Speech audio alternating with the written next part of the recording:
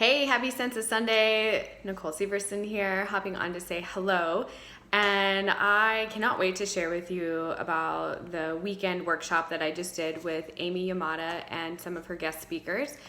And I wanted to share some of my biggest takeaways. So Amy Yamada is a business coach that I have known for the past couple of years and have been following her. And she had a workshop down here in Santa Monica called Dream Big this last weekend. And she had some guest speakers such as Sally Griffin, who is she's known as the Millionaire Yogi, and her content was amazing, as well as Kisma, who's a spiritual success coach, and Pat Quinn, who is a speaking coach.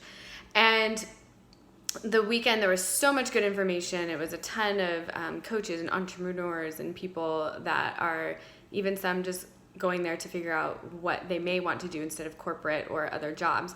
And my biggest takeaway in seeing some of their success stories of people that have gone through their programs and what they gained from it, and so many of them, it was about them finding their own truth and their own path.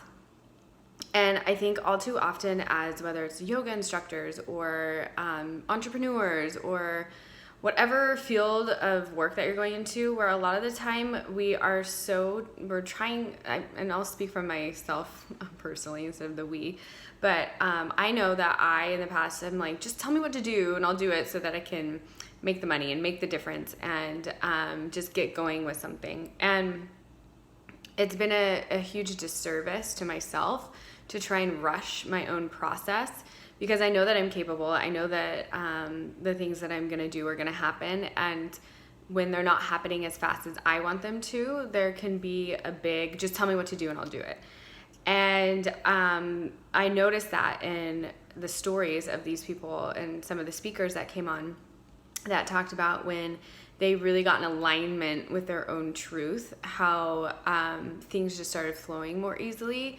Their messaging was coming out more easily. And I really like how the Millionaire Yogi lady, Sally, explained this, that she said that when you get tapped into your own current, so in your own flow and your connection to source and your own current, that as you bring that out into the world, it translates as currency. So currency, root word, current, and how that's connected. So just sharing this in, whether it's in business or relationships or wherever it's at, to start to allow yourself to be way more authentic, to start to allow yourself to be more you, even if it means that people aren't going to get you or aren't going to like you or think you're weird or whatever whatever it is. I know for myself as a recovering people pleaser that I genuinely really love people, that when people don't get me or I don't click with them or they don't like me, it stings and it's like painful, and I'm like, I just want to connect with you. But in realizing that not everyone has to like me, not everyone has to get me, not everyone is gonna be along with me for the whole ride kind of thing. And knowing that, and speaking that of knowing that I'm the only one that's going to be along with this ride with me. And so when you start to have that kind of relationship with yourself, that everything else aligns. And not to say that life is easy, but there's a different flow that happens with that.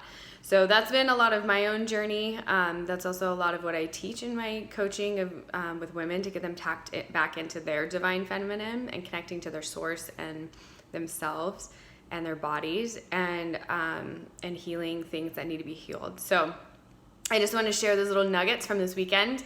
So tapping into your own current to create currency, and getting in alignment with your authenticity and your truth, and starting to let go the masks, the people pleasing or whatever it is, just trying to do something to make the money, or just trying to do something to please someone else, or whatever that is, to get back into like, what's your truth, what's your mission and your passion, and letting that be your guiding star instead of the external pieces, because that'll be something that you just chase for the rest of your life. So when you go inward is when you can anchor in to a foundation that won't ever sway, and it's the only consistent foundation you'll ever have. So I just want to hop on and share that with you today. I will definitely sprinkle in some nuggets of things that I've learned from this last couple days with Amy and her Dream Big. It was amazing. And happy December. It's almost 2020. I can't believe it. And I know that this next year is just going to be fucking phenomenal. And I can't wait to go along this ride with you. So I'll see you next week and have a wonderful rest of your weekend.